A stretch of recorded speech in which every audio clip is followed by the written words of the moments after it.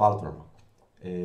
Na conversa de hoje, nós vamos falar sobre uma das pessoas que, para mim, é um dos indivíduos mais ímpares dentro da história da ciência, uma pessoa que tem um legado que transcende a ciência em muitos aspectos, né? Apesar de ter sido um cientista brilhante, apesar de ter sido ganhador do Prêmio Nobel, ele não segue o estereótipo de cientista, ele não segue a ideia que a maioria das pessoas tem de um cientista, que é uma pessoa sisuda, que é uma pessoa séria, que é uma pessoa que não tem senso de humor ou que não sabe entender, né, o senso de humor de outras pessoas, porque ele, além de ter sido uma pessoa brilhante, talvez uma das mais, talvez não, certamente uma das mais brilhantes do século passado, mesmo o século passado tendo Albert Einstein, tendo Erwin Schrödinger, tendo várias, né, Linus Pauling, muitas pessoas brilhantes, ele certamente está no rol das pessoas mais brilhantes do século passado, ao mesmo tempo em que ele era uma pessoa super descolada, era uma pessoa que gostava, ele era homem, né? Gostava de namorar, gostava de mulheres, gostava de boteco, gostava de música, gostava de farra, digamos assim, né? Então, falaremos hoje sobre Richard Feynman.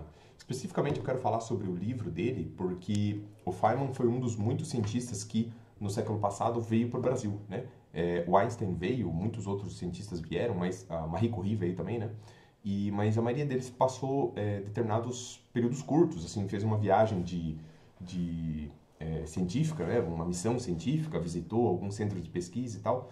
E o Feynman, embora ele tenha vindo em 1949 para passar algumas semanas aqui, ele acabou negociando com os amigos dele, que eram físicos brasileiros que estavam no exterior na época, que ele conheceu lá.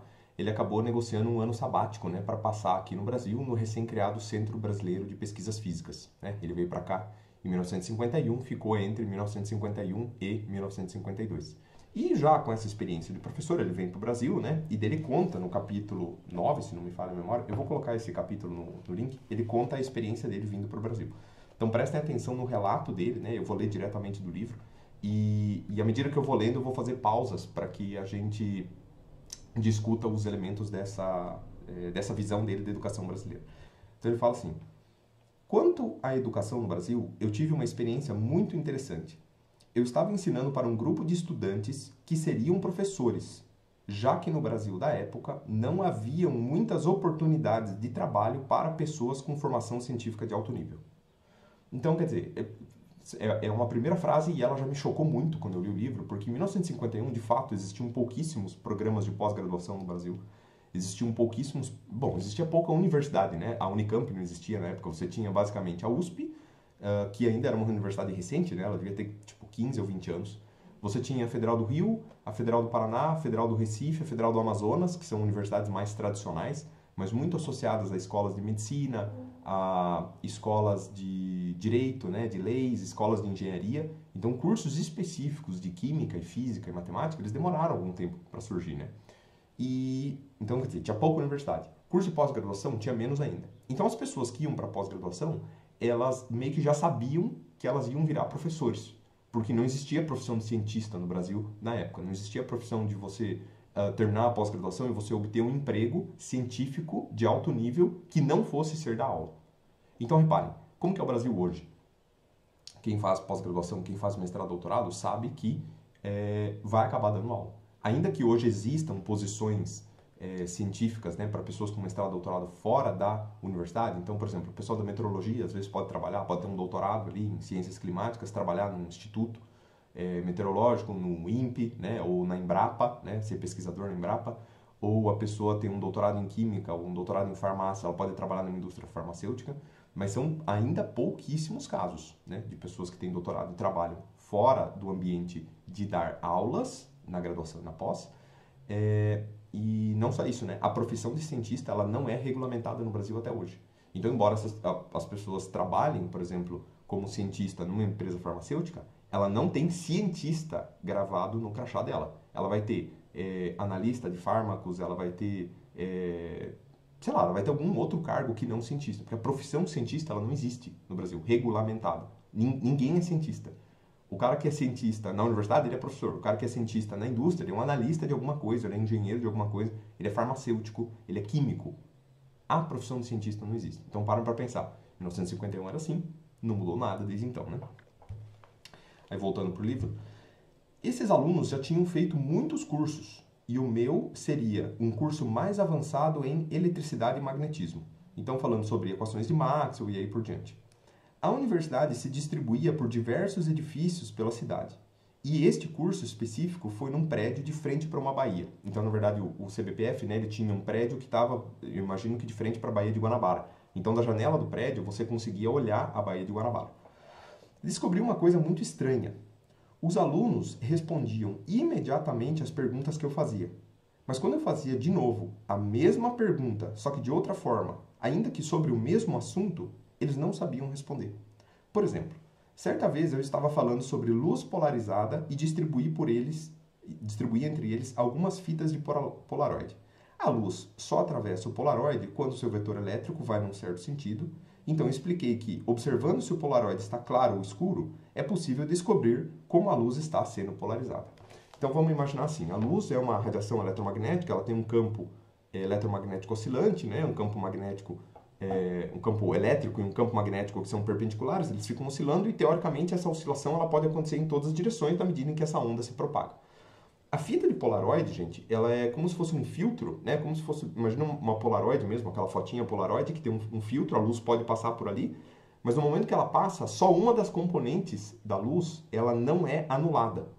Então, eu vou colocar um vídeo aqui embaixo que explica o conceito de Polaroid usando uma mola, tudo bem? Eu vou colocar todos esses links aqui embaixo, depois vocês assistem isso para entender o que eu estou falando.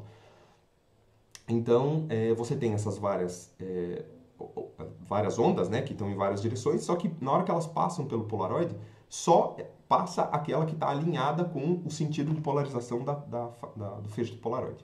Então, o que acontece? Se você tem dois filtros Polaroid, e você colocar os dois juntos, assim, na hora que você gira um a 90 graus, o que vai acontecer?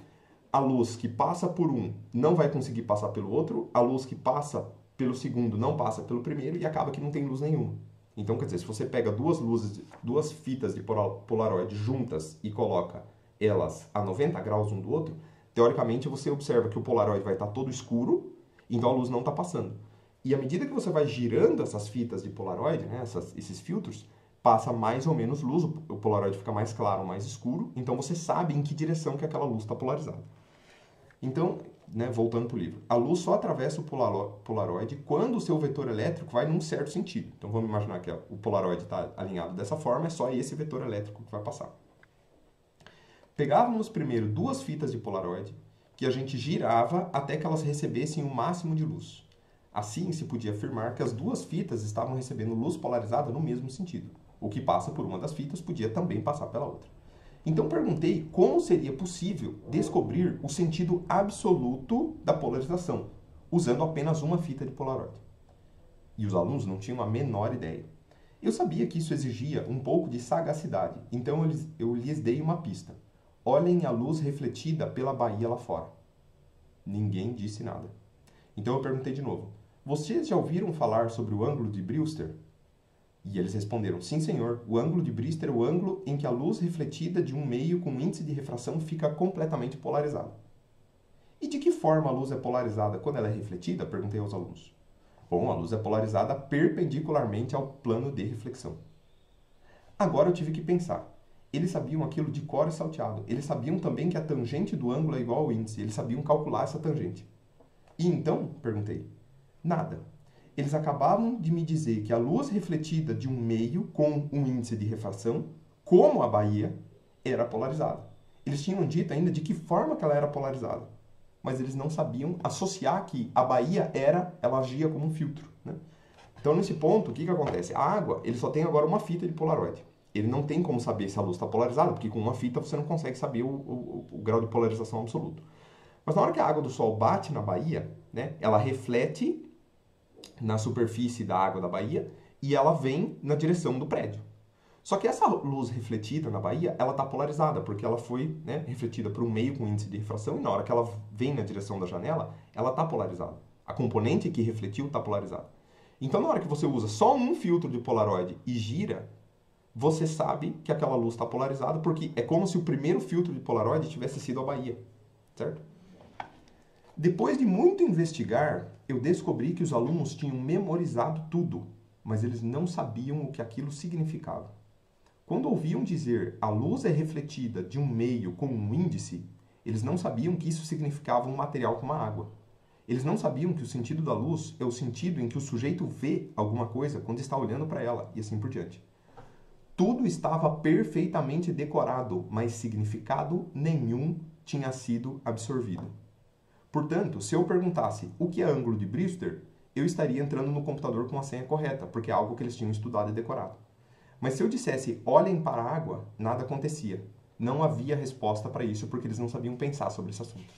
Então, o que acontece? Isso é um problema clássico do Brasil. É o problema em que você ensina o aluno não a pensar, você ensina ele a memorizar os conteúdos. Então, ele acaba não incitando o aluno a pensar, tipo, o que significa o que você está pensando? Esse conceito aqui, onde ele se aplica no mundo real? Tudo bem? Isso era um problema óbvio em 1951, mas ele continua acontecendo até hoje. A diferença é que hoje a gente fala sobre metodologias alternativas de ensino, né? Entre elas as metodologias, por exemplo, metodologias ativas de ensino. Dentre essas, a gente pode falar sobre ensino baseado em problemas, né? Problem Solving Learning. Então, você dá um problema para o aluno e ele aprender na medida em que ele resolve o problema. Ele vai ter que pensar da maneira prática daquele problema. Né? Outra abordagem moderna, digamos assim, né? Seria o ensino por competências. Então, em vez de você pegar um conteúdo, ensinar e depois buscar uma aplicação do conteúdo, é o contrário. Você primeiro pega uma aplicação, um problema complexo, e daí você se pergunta que tipo de conceitos a gente precisa para resolver essa situação. E daí são múltiplos conceitos, talvez de múltiplas áreas. Tudo bem? Então, o Feynman mostrou para nós problemas na forma como a educação brasileira ocorria em 1951, e vocês vão reparar que a maioria desses problemas continuam acontecendo até hoje. Esse é só um deles, né? Vamos ver mais um. Depois eu assisti a uma aula na escola de engenharia. A aula foi mais ou menos assim, abre aspas. Daí agora ele assistindo a aula de um outro professor brasileiro. Dois corpos são considerados equivalentes se torques iguais gerarem aceleração igual. Dois corpos são considerados equivalentes se torques iguais gerarem aceleração igual. Os alunos estavam sentados escrevendo o ditado e, quando o professor repetia a sentença, eles verificavam se eles tinham escrito tudo certo. E daí eles escreviam a próxima sentença e por aí vai. Eu era o único ali que sabia do que o professor estava falando. Afinal, eram sobre corpos com o mesmo momento de inércia, mas era muito difícil concluir isso. Eu não conseguia vislumbrar como eles iam aprender com aquele método, ou seja, o professor ditando e o aluno copiando, né? Fosse qual fosse o conteúdo. Ali estava o professor falando de momento de inércia, mas não havia discussão sobre como varia a dificuldade de abrir uma porta quando do outro lado dessa porta se põe um peso mais perto ou mais longe da dobradiça. Nada. Então, quer dizer, o que aquele professor estava falando? Ele estava falando sobre um problema de física que está relacionado ao momento de inércia. Então, imagina que você tem uma porta, certo? Uma porta, ela tem uma dobradiça, né? E essa porta pode abrir e fechar na dobradiça. Se você tem duas portas que são exatamente iguais, a força que você tem que fazer para abrir essas duas portas é exatamente igual. A força que você tem que fazer para empurrar ela. Só que essa força depende da distância da dobradiça em que você está. Então, se você empurra a porta pela maçaneta, você faz uma força. Se você empurra mais perto da dobradiça, você tem que fazer mais força. É aquele princípio de alavanca que todo mundo usa para apertar parafuso. Todo mundo aprende, né? Ou deveria aprender, apertando o parafuso do pneu do carro, né? Ah, você tem uma alavanca maior e tal, você faz menos força. E daí ele falou assim, imagina que você tem a mesma porta, mas essa porta aqui você coloca um peso mais perto ou mais longe da dobradiça. Na medida que esse peso está mais perto ou mais longe, a força que você vai ter que fazer para empurrar essa porta é diferente. Porque agora ela vai ter um momento de inércia diferente. Só que o professor não estava falando nada disso. Ele estava fazendo um ditado de um conceito que não tinha significado nenhum para os alunos. Né? E ele não estava dando uma aplicação disso no cotidiano. Ele não diz aonde o momento de inércia pode aparecer numa determinada situação cotidiana. Ele não fala para que aquilo serve. Né? Ele talvez tenha definido até mal a questão do que é torque. Né, que a maioria dos alunos é vaga a noção do que é torque, né, que está relacionado a essa força aplicada a um movimento rotacional. E, então, quer dizer, o cara estava falando, os alunos estavam copiando, e o professor está fingindo que ensina, o aluno está fingindo que aprende, é um fingimento completo aquilo ali, é um teatro. Né? Ninguém está aprendendo nada. Depois da aula, daí volta para o Feynman, né? Depois da aula eu conversei com um dos alunos. Vejo que vocês tomaram um monte de anotações. O que vão fazer com elas? Ah, nós vamos estudá-las, disse ele. Nós teremos prova. E como vai ser essa prova? Perguntei. Muito fácil. Posso afirmar agora mesmo qual vai ser uma das perguntas. Ele olhou para o caderno rapidamente e disse: quando dois corpos são equivalentes, Essa será a pergunta. E a resposta será: dois corpos são considerados equivalentes quando torques iguais gerarem aceleração igual. Então, quer dizer, o aluno ele não tem a menor ideia do que significa o fato dos corpos serem realmente equivalentes. Se você der dois corpos equivalentes numa situação prática, pedir para ele, ó, você tem várias portas num corredor. Todas elas têm, só tem duas delas que são iguais entre si, que são equivalentes. Eu quero que você descubra. Ele não tem a menor ideia que ele vai ter que abrir essas portas e ver quais delas vai ter força diferente para abrir, quais delas vão envolver um momento de inércia diferente. Mas na hora que o professor coloca essa perguntinha, né, que é exatamente o que o cara ditou na aula, o aluno acerta essa pergunta. E por acertar, o aluno tem a ilusão de que ele aprendeu o conteúdo. E o professor é pior, o professor tem a ilusão de que ele ensinou o conteúdo. O professor não ensinou nada, esse tipo de método de ensino não ensina nada, o aluno não aprendeu nada, então é um teatro. O aluno não está aprendendo, o professor não está ensinando, e os dois vivem esse jogo de um enganar o outro. Sabe aquela expressão me engana que eu gosto? É isso. O aluno gosta de ser enganado pelo professor, de sentir que ele está aprendendo quando ele não está. Muitos professores também gostam de ser enganados, de enganar a si próprios. Fala, eu estou ensinando meu aluno porque eles estão passando na matéria. Gente, passar na matéria não significa nada do ponto de vista de conhecimento. Pode ser que uma turma inteira passe numa matéria, né, seja aprovado numa disciplina, sem aprender nada. E pode ser que uma turma aprenda muita coisa sobre uma disciplina e todo mundo reprove, a depender de como a prova é elaborada. É evidente que quando uma turma inteira aprende um conteúdo, a chance desse aluno reprovar é muito menor. Porque independente do que você colocar na prova, o aluno vai ter algum tipo de raciocínio que vai conseguir aplicar ali dentro e resolver o problema da prova. Agora, a recíproca não é verdadeira. É perfeitamente possível que um aluno consiga resolver um problema de prova sem que ele tenha a menor ideia do que aquilo significa. Porque é um algoritmo. Ele está entrando e fazendo uma sequência de passos que ele aprendeu que essa sequência de passos calcula o que o professor quer obter lá no final. E se aquilo ali faz algum sentido para ele? Provavelmente não. Né? Vê-se, então, que eles eram aprovados nos exames e eles aprendiam, entre aspas do Feynman, né? Eles aprendiam aquela coisa toda sem saber nada além do que eles tinham decorado. E eu poderia ir além e perguntar, né? Decorar é aprender? Para mim, não. Né? Se fosse assim, todo computador, antes da inteligência artificial, ele já tinha aprendido com tudo. Porque você armazenar uma informação no HD é o equivalente a você decorar. Então, a gente sabe que isso não acontece. Nem a inteligência artificial, hoje, que faz muito mais do que um computador comum, ela está aprendendo da mesma maneira que nós aprendemos. Ela até aprende, machine learning até é aprendizagem de máquina, mas as estruturas de aprendizagem são diferentes. O sistema cognitivo, digamos assim, de uma máquina é diferente do ser humano, né? Diferente de um animal. Então, os alunos estão aprendendo, entre aspas, mas na verdade eles não estão aprendendo nada, porque eles estão apenas decorando, né? Aí ele vai para um terceiro momento, né? Dei um curso de métodos matemáticos aplicados à física na escola de engenharia, durante o qual eu tentei ensinar os alunos a resolver problemas por tentativa e erro. Essa é uma coisa que os alunos normalmente não aprendem. Então comecei com alguns exemplos simples de aritmética para introduzir o método.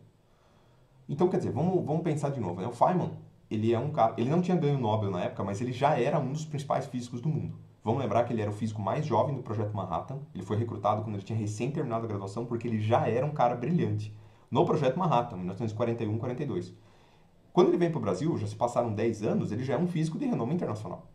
E esse cara tá vindo para te dar uma aula sobre métodos matemáticos, né? Tentativa e erro.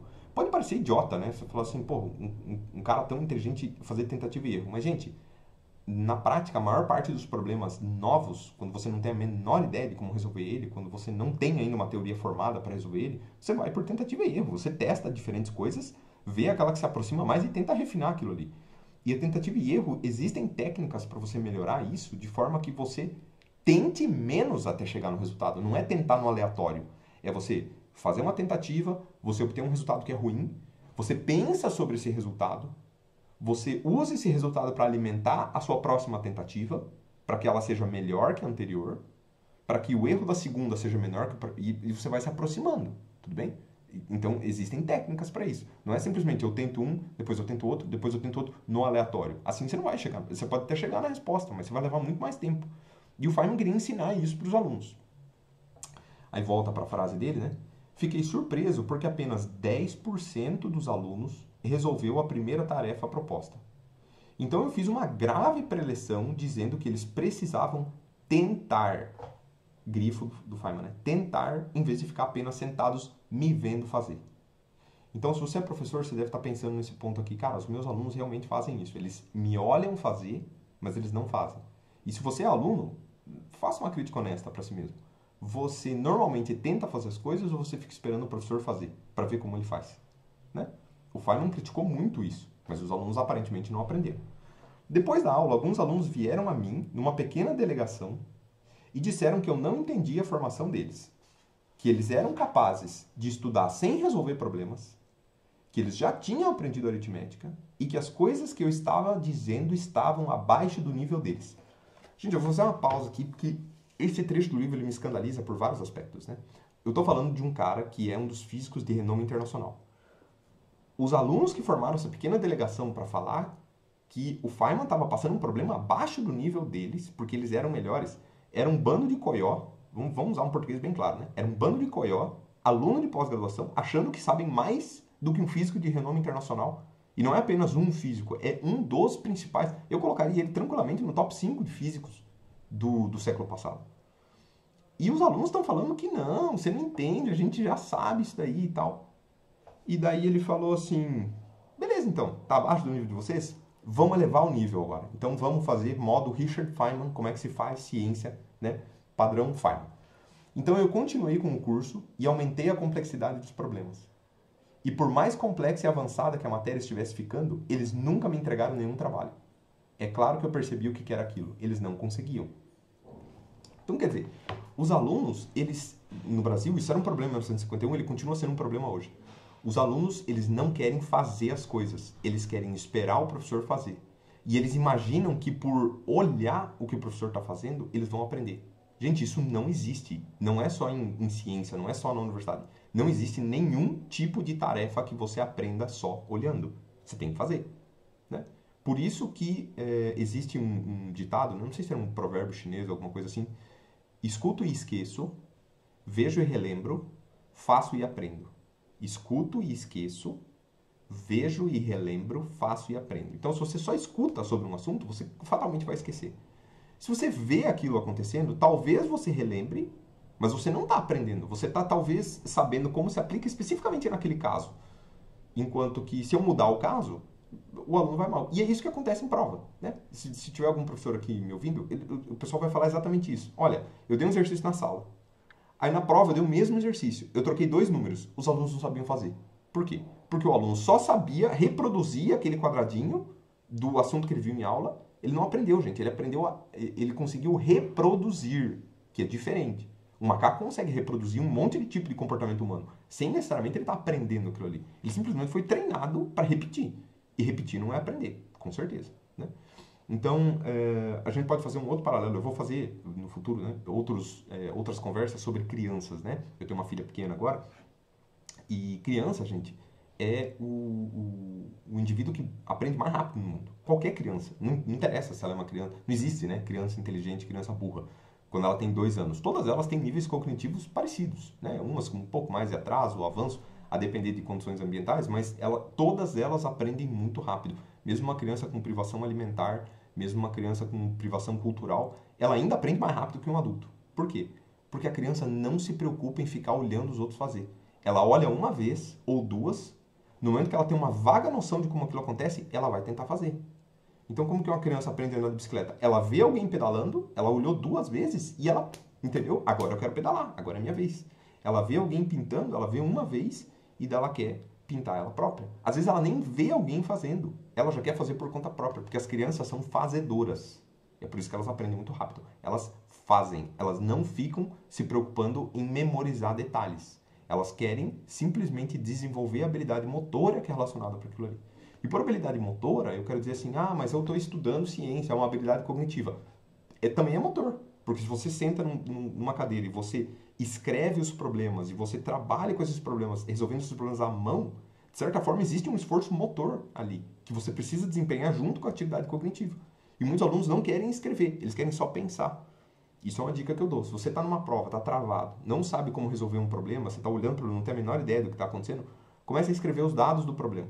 O volume é tanto, a pressão é tanto, a densidade é tanto. Na medida que você vai escrevendo, a memória muscular do teu escrever, se você praticou essa escrita quando você estudou, A memória muscular vai sugerir algumas coisas que vai escrever, de repente sugere uma equação e tal, e às vezes desenrola o exercício.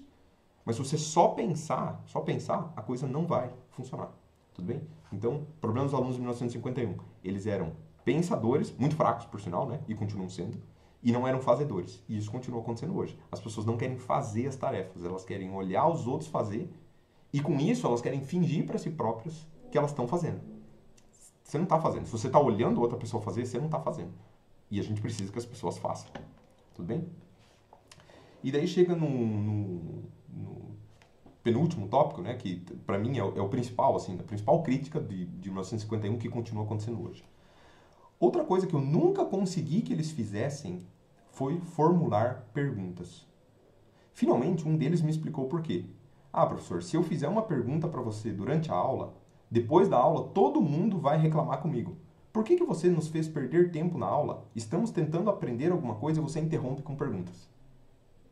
Então, quer dizer, o aluno está tentando aprender. É mentira, ele não está aprendendo, ele está tentando decorar aquele assunto. E é óbvio que o decorar, ele é interrompido por perguntas, né? Mas, gente, o único sujeito que estava genuinamente tentando aprender era aquele que estava fazendo as perguntas, ou que tentou. Aí, na primeira vez que a pessoa vai lá e fala, não, para de fazer pergunta, né? Ele é repreendido e ele desiste de fazer pergunta. Ele para de fazer. Então, de novo, né, a frase do Feynman, era uma espécie de uma demonstração de superioridade em que nenhum dos alunos sabia o que estava acontecendo na aula, mas inferiorizava o outro como se soubesse. Todos fingem que sabem, porém, se um colega admite, mesmo que por um breve momento, que alguma coisa está confusa e faz uma pergunta, os demais tomam uma atitude prepotente, agindo como se nada estivesse obscuro e dizendo que o autor da pergunta estava atrasando os demais. Então, quer dizer, de novo aquela história do teatro, né? Os alunos não estão entendendo porra nenhuma do que está acontecendo dentro da sala de aula. Só que tá todo mundo fingindo que entende. Aí quando um aluno fala, admite, né, para si próprio e para os outros, tipo, putz, eu realmente não estou entendendo isso aqui, faz uma pergunta, os outros, olha lá, o cara ali que não entendeu nada. Não tem ninguém entendendo nada, gente. E os alunos, eles agem como se eles fossem melhores que os outros, entendeu? Aí volta pro Feynman. Expliquei que era útil trabalhar em conjunto, esclarecer as dúvidas, discuti-las, mas que eles não fariam isso se sentiriam humilhados. Mas eles não fariam isso porque se sentiriam humilhados se tivessem que perguntar a outra pessoa. Olha que ideia idiota. Você se sentiu humilhado, porque você fez uma pergunta. Gente, uma pergunta é uma tentativa honesta de entender o mundo. Entendeu? Você deveria se sentir humilhado se você não é capaz de fazer uma pergunta. Porque daí você está desistindo da ideia de entender o mundo, desistindo da ideia de entender o conteúdo. Deveria ser o contrário, né? Então, era uma pena, segundo Feynman.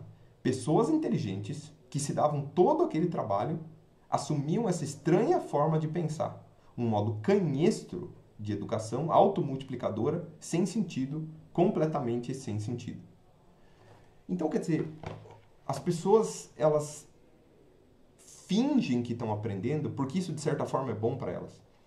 O processo de estudar, gente, é como qualquer outro hábito, que é um processo de sair da zona de conforto. Parece clichê o que eu estou falando, mas é sempre isso. Você precisa se colocar em situações que estão fora da zona de conforto. E admitir que você não sabe um assunto é estar fora da zona de conforto. Agora, se você está mais preocupado em parecer inteligente do que em ser inteligente, é evidente que você vai preferir não perguntar, porque existe um ditado, né? Se você não pergunta, as pessoas podem pensar que você é idiota, mas se você pergunta, elas vão ter certeza. Por quê? Porque às vezes você faz uma pergunta idiota e todo mundo vai falar, nossa, olha só que coió, né? Olha a pergunta que o cara fez. Mas, gente, a pessoa que faz essas perguntas, ela está minimamente mais inteligente depois da pergunta do que antes. Minimamente. Porque ela fez uma pergunta e ela recebeu uma informação daquilo ali. Qualquer tipo de aprendizagem de máquina, gente, de inteligência artificial que a gente está falando aqui, é baseado nisso. A interação com a máquina, ela faz com que a máquina refine os pensamentos dela. Se você não interage com a máquina, ela não aprende.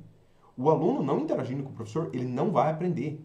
Isso não existe. Tirem isso da cabeça, se vocês tiverem isso na cabeça. O aluno que não interage com o professor, ele não aprende. Não tem como ele aprender só por conta própria. Ele pode até aprender a reproduzir o material do livro. E ele pode ficar com a ilusão de que aquilo ali é aprendizagem, que na hora que ele chegar na prova ele vai acertar o conteúdo. Mas ele não vai. Entendeu? Ele está iludido, ele está enganando a si próprio. Né? É uma pena que isso acontece. E aparentemente acontece há 70 anos no Brasil. Né? E aí, por fim, a síntese que ele faz é o seguinte. Eu disse que eu não conseguiria ver Como alguém era capaz de se formar nesse sistema de automultiplicação, em que as pessoas são aprovadas em exames e ensinam umas às outras a passar no exame, mas ninguém sabe nada. Então aqui ele faz uma crítica muito séria, não só aos alunos. Reparem, ele faz uma crítica aos professores. Tem muitos professores que não ensinam os alunos, que deliberadamente enganam os alunos com esse modo de decorar, com esse modo de não refletir criticamente a respeito do conteúdo.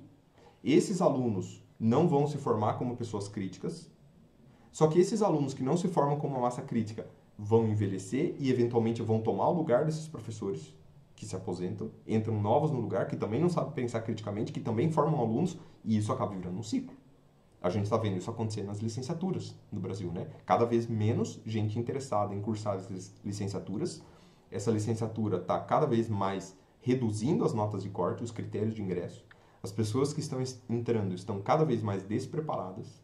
O despreparo disso, associado à ideia do governo de que nós temos que formar mais pessoas, faz com que você reduza os critérios necessários para essas pessoas serem aprovadas, o que faz com que elas sejam formadas com um padrão de excelência menor do que era há anos atrás. E essas pessoas indo para o mercado de trabalho e dando aula, elas vão formar alunos que também estão abaixo. Então, reparem, de novo é um ciclo. Nós deveríamos estar elevando o nível da formação de docentes, a gente deveria estar levando muito mais a sério o nível de formação de docentes, e é exatamente o contrário que está acontecendo. A gente está reduzindo esse nível e tornando as pessoas que serão responsáveis pela educação dos próximos 10 ou 15 anos menos qualificadas do que os profissionais que não serão professores, que vão ser profissionais de outras áreas. Porque hoje em dia, para a sociedade, pelo menos no Brasil, é um fracasso ser professor. Se você fala que você é professor, você é visto como um fracassado. Você é visto como uma pessoa que, putz, ele não deu certo em nenhuma outra área. E dele escolheu ser professor, porque é o que sobrou. Deveria ser o contrário. Deveria ser, nossa, que bom que ele escolheu ser professor e não escolheu uma outra área, porque ele é muito bom. E é muito bom que tenhamos pessoas preparadas na docência e não pessoas que estão apenas executando repetições de comandos. Né? Eu vou interromper essa preleção aqui. Eu vou deixar esse trecho do livro no link abaixo, né, um PDF de acesso, só desse capítulo. Né? Eu espero que isso não tenha problema de direitos autorais. E eu gostaria que vocês lessem com atenção, né? Porque, óbvio, eu passei por muitos detalhes, tem parágrafos ali no meio que também precisam ser discutidos. Eu gostaria que, se vocês tiverem algum comentário para fazer a respeito dessa conversa, que vocês leiam o capítulo inteiro antes e depois façam o comentário, porque vocês vão pegar a ideia toda do que ele está falando do Brasil. Tudo bem? E sugiro, né, que procurem esse livro, dependendo se você estiver numa universidade um pouco maior, talvez ele até exista na biblioteca, não é um livro tão incomum de você achar, mas quem quiser comprar, quem tiver condições de comprar, eu recomendo fortemente, porque ele não é só um livro que fala muita coisa de ciência e da vida pessoal do Feynman, que é uma pessoa interessantíssima, e fala do Projeto Manhattan, e fala de coisa. Ele é um livro muito divertido de ler. O Feynman era uma pessoa muito divertida, ele era uma pessoa muito engraçada. Ele conta muitas histórias engraçadas da vida dele. Então, ao mesmo tempo que esse livro aqui é um livro para se aprender sobre muita coisa, ele também é um livro para se divertir, o que não é muito comum em ciência, né? Então, aproveitem a leitura, leiam o capítulo e eu espero comentários de vocês aí no vídeo para que eu possa pautar as discussões das próximas conversas. Forte abraço, até mais.